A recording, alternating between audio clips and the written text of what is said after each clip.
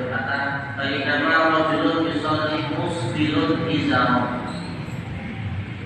Ketika itu ada seorang laki-laki yang dia sholat,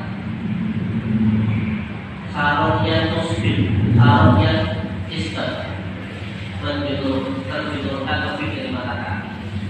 Kalau Rasulullah SAW bersabda kepadanya, Rasul SAW idhal fatawaddah, pergilah dan wudulah.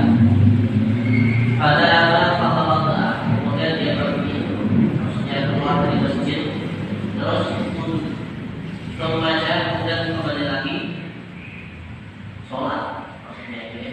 Faqala, terus Rasul bersabda lagi, idhal fatawaddah, pergilah lagi dan wudulah, keluar dan wudulah. Faqala rajulun, kemudian laki-laki itu berkata, wahai Rasulullah, malaka amartahu an yatawadda'a thumma sakata anhu. Jadi ada seorang laki-laki berkata kepada Rasulullah, "Kenapa yang bukan yang sholat terus disuruh kembali wudu?" Ya Rasulullah, kenapa kau menyuruh dia untuk wudu terus Anda diam saja? Kemudian beliau menjawab, "Sallallahu innahu kana yusalli wa musbilun izar." Sesungguhnya tadi dia sholat, tapi dia musbil, dia menjulurkan sarungnya lebih mata kaki. Sholat ini kuyana, paling sami'allah bi'ilin walafa. Barang siapa yang dia menjulurkan sarungnya lebih mata kaki saat sholat, maka dia termasuk orang yang sombong, sehingga dia tidak akan Allah terima ibadah sholatnya, baik dalam tempat yang halal atau haram. Maksudnya di tanah haram, di tanah suci sekalipun itu tidak Allah terima sholatnya. Ini hadis yang misalnya dengan riwayat Abu Dawud juga oleh Sa'ad bin Abi Waqqas. Tapi hadis ini yang pertama adalah wujub taghayyurul munkar. Yang pertama, kewajiban merubah kemungkaran. Karena tadi Rasul begitu lihat ada orang melakukan kemungkaran dan isbat termasuk kemungkaran, maka beliau menyuruh kembali untuk wudu lagi, terus sholat, wudu lagi.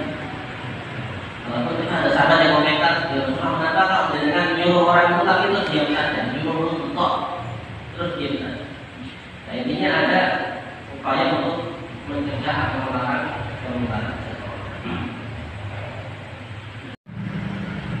Tapi Imam Muslim meriwayatkan dari Qais bin Bishr. Dan ini hadis 797, sekarang hadis berikutnya 798. Wa an Qais bin Bishr tadi qala akhbarani abi wa kana jalisan di Abi Darda. Dari Qais bin Bishr tadi dia berkata, bapakku mengabarkan kepadaku, dan bapakku adalah seseorang yang biasa duduk bersama Bunada, teman duduknya Bunada. Qala, dia berkata, kana bi Dimasyq rajulun min ashabin Nabi sallallahu alaihi wasallam yaqulu usaha ibn Hawdawiyah. Di Damaskus ada seseorang laki-laki yang termasuk sahabat Nabi sallallahu alaihi wasallam, dia dikenal dengan nama Sa'ad bin Hawdawiyah. Maka rajulan mutawakidan, orang tahu itu sunnah, dan dia adalah seseorang yang biasanya diri sedikit bermajlis dengan manusia, sedikit bermajlis dengan orang lain, senangnya sendiri. Mungkin bahasa kita introvert ya, anti sosial, tapi yang nggak sedikit juga. Kalau itu sangat sedikit, bukan nggak pernah, bukan pelajaran, tapi sedikit. Innama huwa sholatu, dia sering sholat. Fa idza qala fa innama huwa tasbihu hatta ya'ti ahlan. Kalau sudah selesai sholat, Sa'ad bin Hanbaliyah ini senangnya tasbih, takbir sampai datang rumahnya.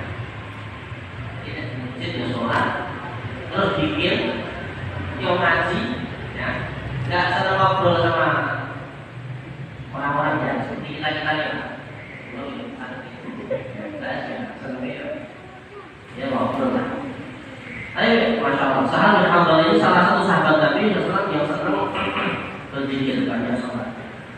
Faqala rajulun ila janbi, lalu laki-laki ini berkata pada seorang laki-laki yang duduk di sampingnya, la ra'aitana hina taraina anhu wa anhu fa hamala qulubatu ana faqala qul tani.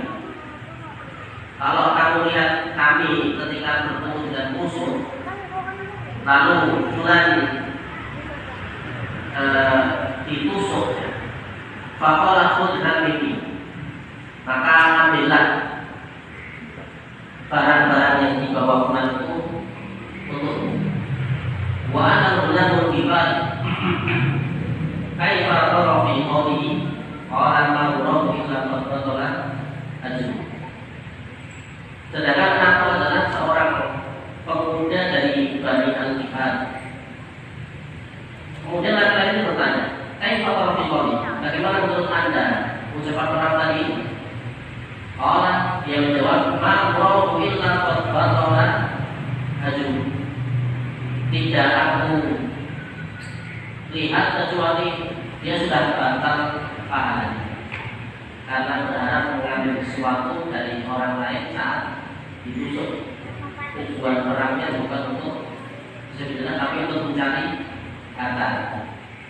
Pasal yang tidak ada akal, kalau terus orang lain yang di sana ada mendengar perkataan laki-laki tadi yang menjawab ini tadi, dia berkata, maka bila kita bahasan sebenarnya tidak apa-apa kan itu. Kalau berjihad mau berperang terus memang ada hak yang diambil, dia bisa. Fatanaza'a hatta sami'a Rasulullah SAW. Ini adalah Rasul mengatakan sebaik-baik laki-laki itu adalah Huraim al-Asadi.